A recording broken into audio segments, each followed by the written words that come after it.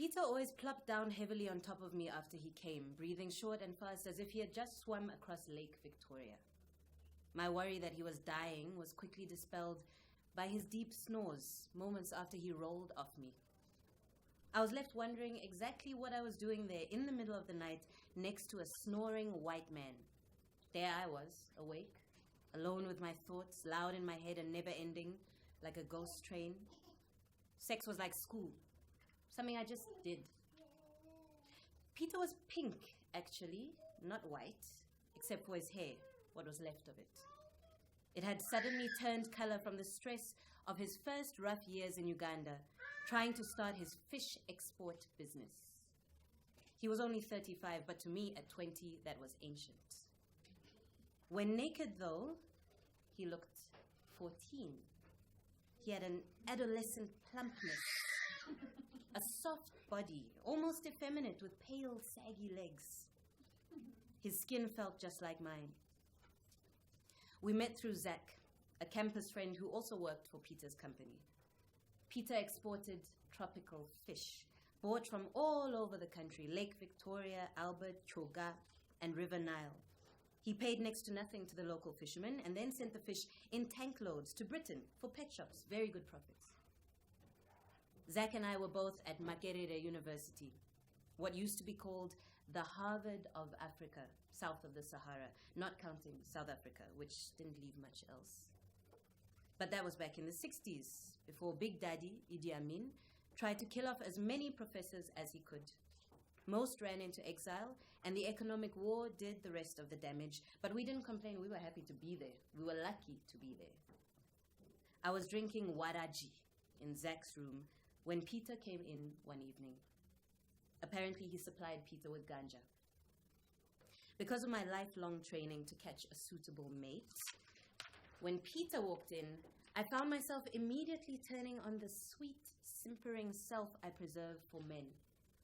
Peter looked amused by the crabby room.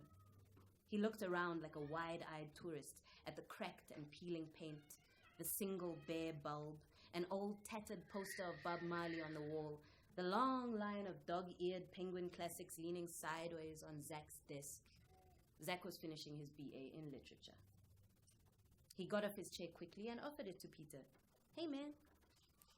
Zach had convinced us and himself he was a black American. We laughed at the nasal way he talked, the slang from videos, his crippled leopard swagger, especially for someone so short. Peter refused the chair and gingerly settled onto Zach's single bed, which was covered with a thin brown blanket. The Mzungu wanted to do the slumming right. I was sitting at the other end of the bed.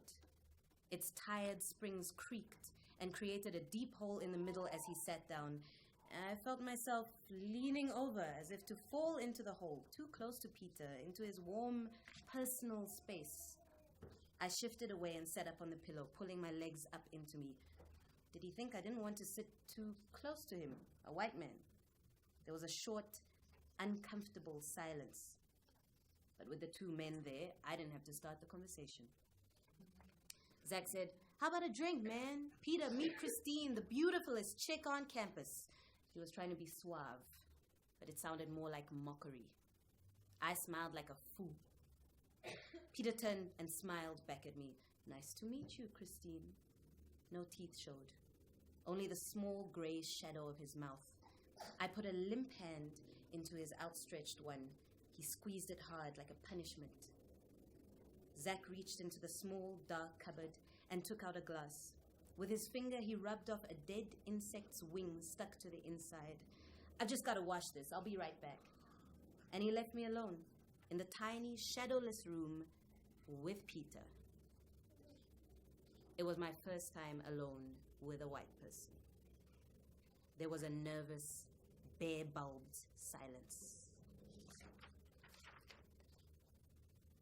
Peter turned to look around the shabby, one desk, one chair, one bedroom with an obvious smirk. I wished I could open the window and let in the coolness of the night outside, but I didn't want to move, and the mosquitoes would quickly drone in. The light's shine moved over the bare, pink hilltop of his head as he turned to me. So, what course are you taking, Christine? Like a kind uncle to a 5-year-old. Sociology, soft and shallow. Sociology. He stretched out the words and couldn't hide his amusement. That's quite impressive. You must be a very intelligent girl. His smile was kind, in an evilish, shadowed mouth way. I smiled back, showing him that I, at least, had big, bright teeth. Luckily, Zach came in at that moment. I quickly swallowed the rest of my drink and left. In the warm, just rained night, the wet grass and soaked ground smelt fertile. You smiling fool, I thought to myself, and wondered why I was intrigued. That weekend, Zach told me Peter wanted us to visit him. Me? Why? The Mzungu likes you. He chuckled, shortly, dryly. Don't be silly, I'm not going. Come on, we'll have fun. There'll be lots to drink, eat, videos too. Bring Miriam too, if you want. We went in the end, of course, because Peter lives on top of Tank Hill, one of Kampala's 7 hills, like Rome. Up there, diplomats' huge mansions hide behind high cement walls lined across the top with shards of cutting glass. Rent is paid in dollars only. Swimming pools, security guards. And he wanted me. Nothing would happen if I went with Zach and Miriam, my tall Tutsi friend, who Peter would prefer anyway, I told myself. She was as thin as a reed, which whites like. And she did whatever she wanted with a bold stare and a brash laugh.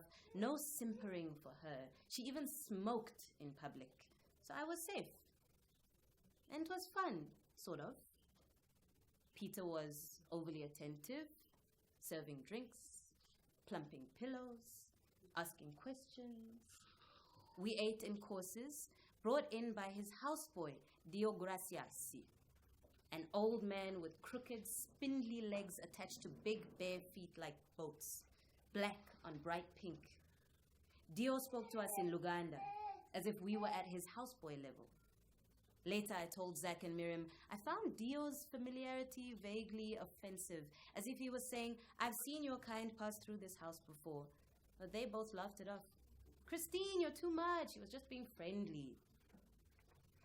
Peter chose Karate Kid for us to watch, saying it was our type of movie. How would he know?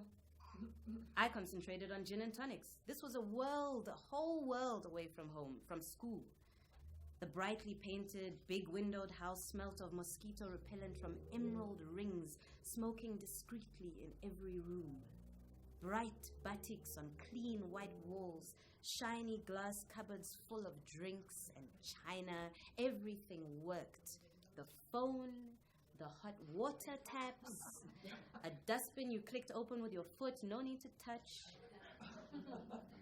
As soon as the power went off, a generator switched itself on automatically with a reassuring low hum. We turned off the lights to watch the movie, and Peter somehow snuggled up close to me. I pretended not to feel him as I sank into the comfort of having all my needs satisfied. Nothing to worry about. The drinks eased me. When the movie was over, the lights stayed on. Peter prepared a joint, and we all became giggly. Everything slowed down pleasantly. He moved back close to me and started stroking my trousered thigh, up and down, gently, absent-mindedly. It was soothing. I sat still. I didn't have to do anything. Miriam got up and weaved around the room, holding her head, saying, I feel mellow, very, very mellow, over and over, giggling. Peter led her to his spare room that was always ready, with clean sheets, soft lamps, and its own multi-mirrored bathroom. He brought Zach a bed cover for the sofa and then took me to his room, as though it was the practical, natural thing to do. It felt sort of like a privilege. The master bedroom. I lay on the bed in my clothes. Peter took off his clothes and draped them neatly folded over a chair, pointing 2 small pale buttocks towards me as he leaned over.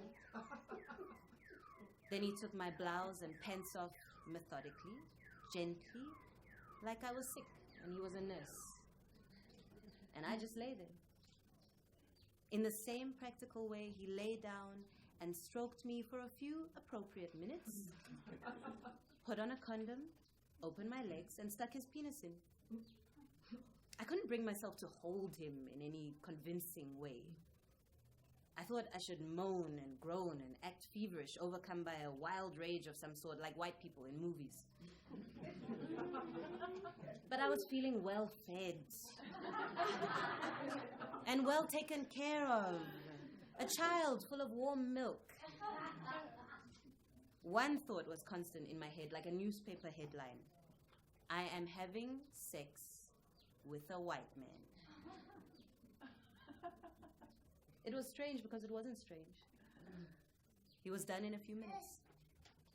He tucked me under his arm like an old habit, and we sank into sleep.